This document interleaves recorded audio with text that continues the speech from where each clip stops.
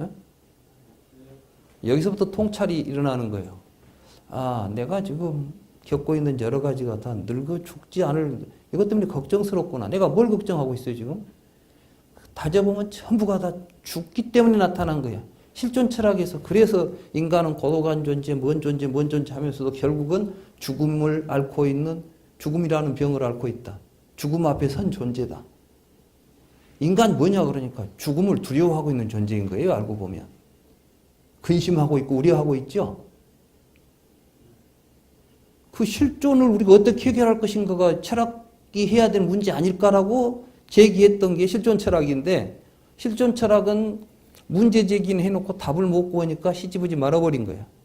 실존은 초월되어야 된다고 야스퍼스 같은 사람은 실존의 초월을 이야기하는데, 초월을 어디로 초월할까 그러니까 이 사람들은 또 언어적으로 초월하려고 막 어디가 있어야 돼. 근데 뭐가 보이지도 않고 말만 초월하다가 실질적으로 실존을 초월은 어떻게 할 것인가 하는 구체적인 내용이 없이 말아버렸어요. 그러니까 이제 문제는 의식했는데 가다 보니까 답은 안 나오고, 근데 이제 자본주의는 발달해가지고 사람들이 여러 가지 쾌락이 많아지고 실존적인 고민을 왜 하냐? 지금 이렇게 먹고 놀 건 많은데 이런 생각이 이제 지배해버리니까 사회적으로 실존 철학이 퇴색되어 버린 거예요. 1, 2차 세계대전이 끝나고 나니까 사람이 이래서는 안 돼. 도대체 이게 뭐야? 죽음 앞에 있는 존재밖에 안 되잖아. 막 이런 식으로 생각을 하다가 그 뒤에 이제 좀 50년대, 60년대 이제 넘어오면서 미국에서 막 엄청난 이제 경제적인 변화들이 일어나죠. 막 소비가 미덕이다.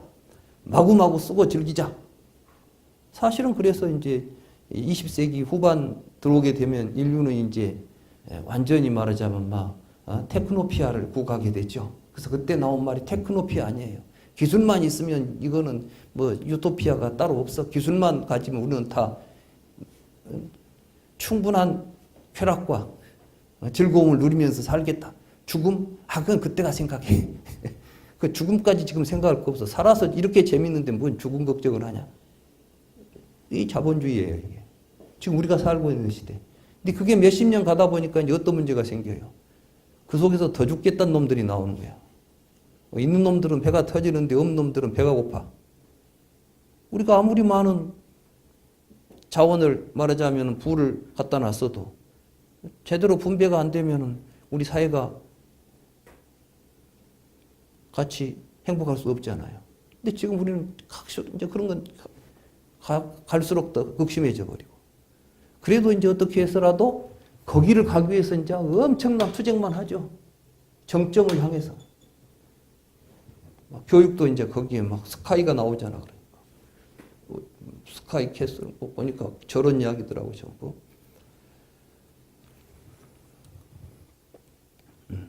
근데 다시 우리는 이제 고통이 우리에게 찾아오고 있어요. 상위 1, 2% 외에는 뒤에 가면 전부가 다 고통스럽게 되어 있어. 상위 1, 2%도 이제 고통스러워요. 왜? 항상 불안하지. 밑에서 자꾸 쳐다보니까. 결국 그러니까 우리 사회는 어느 누구도 행복할 수 없는 구조가 되어 있어요, 이미. 이때 필요한 게 뭐예요? 불교라니까. 불교는 괴로움의 바탕 위에 선 종교예요. 그러니까 괴로움이 해결되면 불교는 존재 의미가 있습니까? 없습니까? 없어요. 그러니까 부처님은 또 내 가르침은 결국은 뭐예요? 부처님의 가르침은 끝까지 부처님의 가르침이 유효해야 된다고 가르치는 거예요. 언젠가 무효가 될 날을 생각하면서 가르친 거예요. 이게 바로 뗏목의 비유예요. 내 가르침은 강 건너갈 때만 써먹어라. 건너가서는 가지고 다니려고 하지 마라. 이렇게 가르쳤잖아요. 그 얼마나 멋진 종교입니까? 결국은 없어지기 위해서 노력하는 종교예요, 불교가. 정말 불교가 완성된 날 불교는 사라질 겁니다. 그러니까 우리는 불교를 위해서 살 필요가 없겠죠.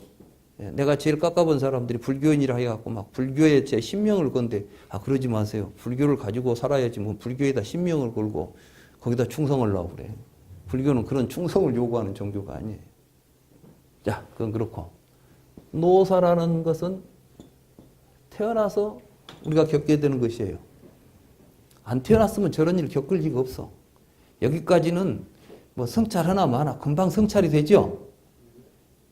여러분들은 아직 이런 걸 생각해 보지도 않고 막 늙으니까 괴롭고 이런 생각만 했지만 왜 내가 하냐고 생각해 보면 태어났으니까. 그럼 여기서 이제 포기하고 다음으로 안 넘어가면 에이, 이왕에 태어났으니까 죽을 때까지 살자. 이렇게 끝나면 또 문제가 해결이 안 돼요. 근데 부처님은 이제 그러니까 사실은 노사를 일으키는 생이라는 것 자체가 즐거움이요, 괴로움이야. 그렇지. 극복해야 될 괴로움이지. 그러니까 우리가 생일을 즐겨야 할 때가 아니라고 지금. 그러면 생은 왜 있을까? 이 통찰이 여기가 이제 가장 사실은 어려운 고비예요. 연기를 통찰할 때. 대부분 여기서 뭘로 가버렸냐면 부모로 가버려. 내가 이 세상에 태어났냐. 이렇게 부모 때문에. 그러니까 부모님이 왜 나를 낳으셨나요? 이제 고통스러우면 그런 말 하잖아요. 자기 삶이 괴로우면 부모 탓한다니까. 왜 이렇게 괴로운 나를 세상에 만들어 놨습니까? 이런 소리를 해. 근데 사실은 지금 여기서 태어나고 죽는 그 구조는 부모님 때문에 생긴 구조가 아니에요. 여러분들이 살면서 느끼고 있는 괴로움들은 부모님 때문에 나타나는 괴로움이 아니라고. 그래서 이제 유가 있으니까 생이 있다. 이 이야기를 하신 거예요. 전에 이야기 했었죠? 왜 유가 있으면 생이 있는지 이야기 했었죠? 기억 안 나세요? 제가 우요 이야기를 했었는데. 우요 기억나세요? 네. 이 유라는 말이 굉장히 의미심장한 말입니다요. 근데 이게 왜 생하고 유하고 무슨 상관이 있냐 연관을 못 맺으니까 아비달마에서는 재생이라고 번역을 해놨어요. 이걸 다시 태어나는 거. 그러니까 이제 이게 삼세 양중인가가 되면 뭐가 되죠? 이제 다음 세상에 태어나는 놈이에요, 놈이. 그러니까 이 유가 뭐가 있냐면 이제 이 유가 네 가지가 있다고 또 설명을 해가지고 이게 이제 사유, 중유, 본유, 생유 이렇게. 이게 태어나가지고 본유 상태로 살다가 죽는 유가 있고 중유가 있고 그래서 유가 네 가지가 있다고 말이에요. 이게 무슨 어찌 보면 참 말 같지도 않은 이론을 만들었는데 사람들은 부처님 말씀이라고 믿어버리면 아주 굉장히 훌륭한 법문이 돼버리는 거지. 이거는 이런 거 아니에요. 부처님은 유를 말할 때 이제 삼유, 욕유, 색유, 무색유 뭐 이런 유를 이제 이야기하고 있어요. 그러니까 이 욕유, 색유, 무색유에 의해서 우리들이 자기 존재를 어떻게 규정하느냐, 취하느냐에 따라서 욕유, 색유, 무색유가 결정되겠죠. 욕유 세계에서 벌어지면 욕계, 색유 세계에서 벌어지는 세계가 색계, 무색유 세계에서 벌어지는 세계가 무색계. 이게 3계, 3계의 중생들. 불교가 이제 이렇게 나와서 이 3계의 중생들을 제도한다. 이런 표현들이 나오는 거예요. 그러니까 이 유 개념을 제대로 이해하지 못하면 불교에서 도대체 중생 구제를 어떻게 한다는 것인지 무엇인지 이런 의미들도 전부 다 근본적으로 왜곡된다는 말씀이에요. 유는 부하바인데 부하바라는 것은 무엇이냐 하면은 비잉이에요. 지난번에 저하고 같이 공부한 어떤 보살님이 그러니까 부처님께서는 비잉으로 살지 말고 비로 살라고 하신 말씀이지요 그러더라고. 깜짝 놀랐어요. 이 보살님이 굉장히 열심히 이제 막 공부를 하시는데 근데 이분이 비와 비잉의 차이를 알고 있구나. 동사 비 있죠? 비는 지금 여기에 일어난 현상을 보고 비라고 그럽니다. 그러니까 지금 여기, 그러니까 이 비라는 지점은 사실은 시간이 없어요, 여기에. 항상 비는 현존이죠? 그래서 이걸 보고 이 하이데거라는 사람이 사인이라는 말을 쓴 거예요. 다 사인. 거기 있음. 있음이야 그냥. 그렇지 거기에 being이 아니라 비동사의 원형이 사인이에요. 그러니까 동일어로 사인 동사라고 그래요. 우리가 비동사를 동일어로는 사인이라고 한다고. 자인이라든가 자인이라고. 자인이 맞습니까? 자도 아닐 거예요. 자인께지. S하고 Z 사이에 비슷한 발음이야. 그러니까 우리는 근데 다 사인이라고 우리는 이제 다 자인이라고 한 게 아니고 우리가 이제 철학 시간에 배울 때 다 사인이라고 배워가지고 다 사인, 다 사인 이렇게 이제 현 존재성 이런 말을 써요.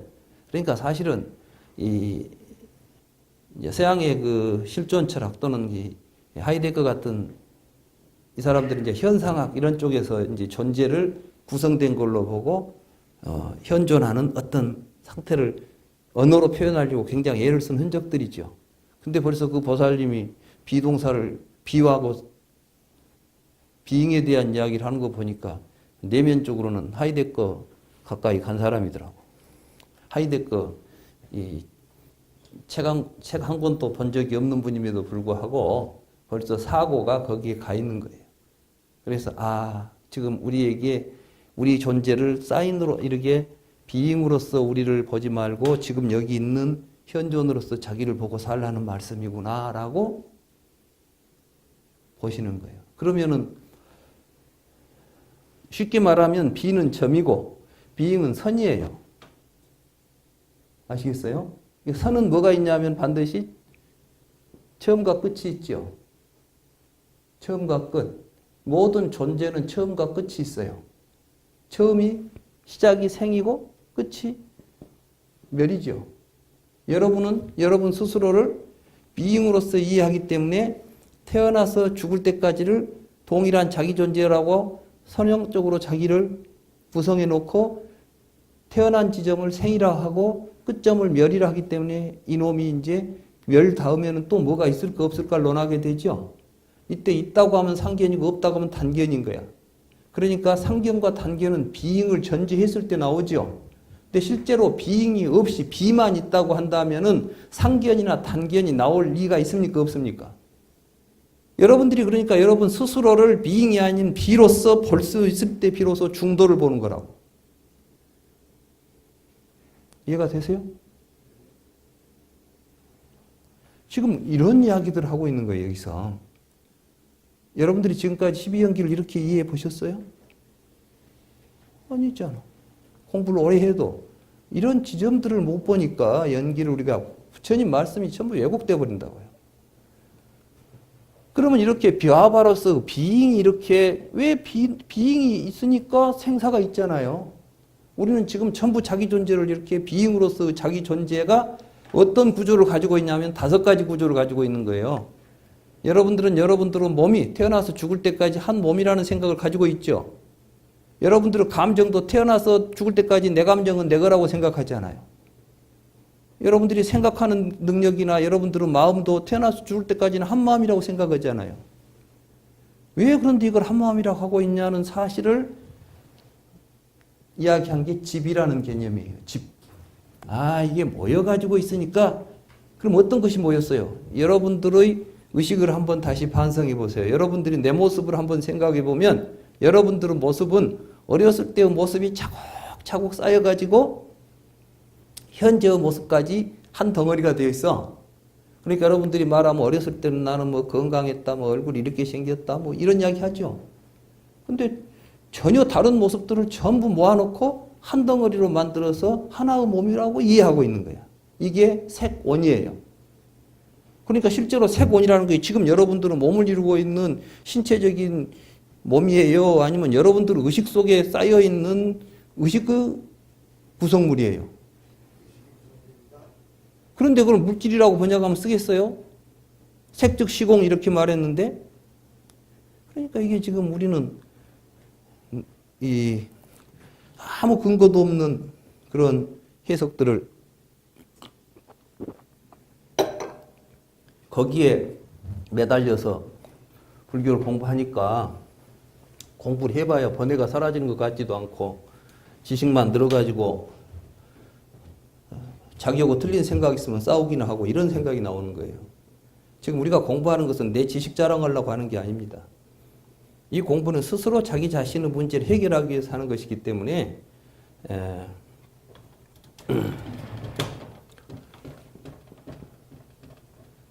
이제 또 이 말은 더 어려워.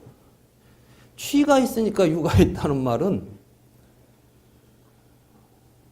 이 이야기를 설명하기 위해서 부처님이 굉장히 많은 비유를 들어요. 이때 이 취라는 말은 우파다나인데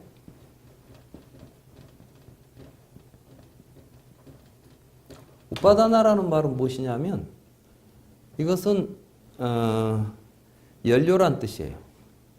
그러니까 이제 부처님께서 이런 말을 합니다. 아라한은 이 연료가 다 타서 꺼져버린 촛불과 같은 존재다 그랬어요. 그런 말이 나와요. 그러니까 이제 누가 그랬어요. 아라한이 누가 죽은 뒤에 이 사람은 죽은 뒤에 어디로 갑니까? 이렇게 이제 물어요. 그러니까 그는 이미 아라한을 성취한 사람이다. 아라한은 연료가 다 꺼져버린 촛불처럼 더 이상 생사가 없는 것이다. 그런데 우리가 촛불이 말하자면 기름이 떨어진 촛불이 꺼졌을 때 그 촛불이 어디로 갔을까라고 묻습니까?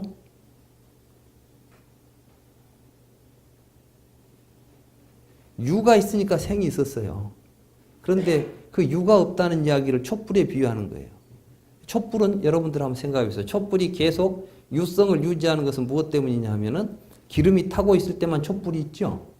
근데 우리는 기름이 계속 유지되면 촛불이 계속 타고 있으니까 타고 있는 현상을 우리가 똑같은 모습으로 지각하고 비잉으로 보고 있는 거예요. 촛불을. 그러나 사실은 촛불은 비잉이 아니에요. 촛불만 비잉이 아니라 이 세상에 있는 모든 여러분들이 보고 있는 여러분들이 알고 있는 모든 존재는 비잉은 없어요. 그 비가 드러나는 현상을 연기라고 그래요. 연기하고 있는 다르마예요. 다르마는 그래서 무상이에요. 무상은 비예요. 아비달마 불교가 근본적으로 가장 큰 개념적 왜곡을 하게 된 부분이 바로 무상이라는 말입니다. 무상은 아비달마에서는 찰나로서 이해가 됐어요. 그러니까 모든 존재는 찰나 생멸하니까 무상하다 이렇게 표현했죠. 찰나라는 것은 아주 짧은 비잉들을 말하는 겁니다. 무슨 이야기인지 알겠죠? 찰나는 항상 생멸이 있죠. 그러니까 찰나 생멸한다는 말로 이야기를 했어요. 아주 짧은 시간이죠. 근데 무상은 본래 무상이라는 말은 니자라는 것은 지속한다예요. 아니자는 지속하지 않는답니다. 그러니까 지속하는 것은 전부 비잉이죠. 아무리 짧은 기간 지속을 해도 비잉 아니겠어요? 이렇게 시간적인 지속성을 가지면 간격을 가지면 이게 니자예요. 아니자는 그게 없다는 말을 부처님이 하신 거야. 사실은 아비달마 불교에서는 아사사타와 아니자를 구별을 못한 거예요. 사사타는 영원히 존재하는 걸 사사타라고 합니다. 아사사타는 아무리 긴 시간 존재해도 영원히 존재하지 못하면 아사사타입니다. 그러니까 1000만 년, 억만 년, 몇억 급을 있어도 시간적으로 시작과 끝이 있으면 뭐가 돼요? 이것은 아사사타가 되고, 사사타는 시작점과 끝점이 없이 계속 이어지는 상주불변하는 상태를 사사타라고 부릅니다. 부처님이 말씀하신 니자와 아니자는 어떤 것이 존속하느냐, 존속성이 없냐를 의미하는 게 지속성이냐, 지속성이 없느냐. 우리 눈앞에 촛불의 지속성은 촛불 그 자체가 그 심지에 붙어서 지속성을 가지고 있어서가 아니라 지속성은 우리가 부여하는 겁니다. 실제로 촛불에서는 뭐가 일어나냐 하면은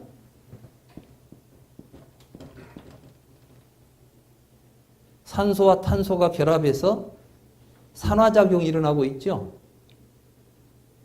산화작용이 일어나고 있는데 이게 일어나고 있는 작용에서 불빛이 일어납니다.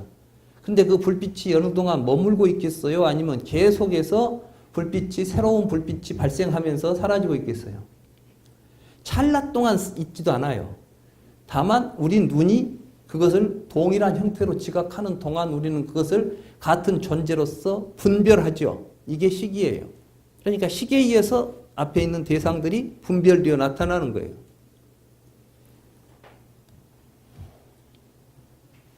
근데 우파다나가 유를 유지시켜 주듯이 여러분들은 끊임없이 오치원에, 그래서 부처님이 이제 이걸 취하는 것을 음식에 비유합니다. 그래서 이제 사식이라는 이야기를 하죠. 우리 중생들은 네 가지 음식을 먹고 산다는 거예요. 하나는 단식, 두 번째는 촉식, 의사식, 식식이다. 그래서 이제 단식은 무엇이냐? 단식이라는 것은 덩어리 음식이에요.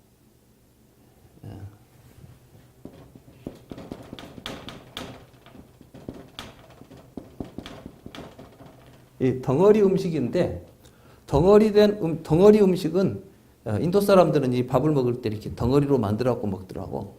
그러니까 쉽게 말하면 밥이에요, 밥. 우리는 이제 밥을 먹어야 몸이 유지되죠.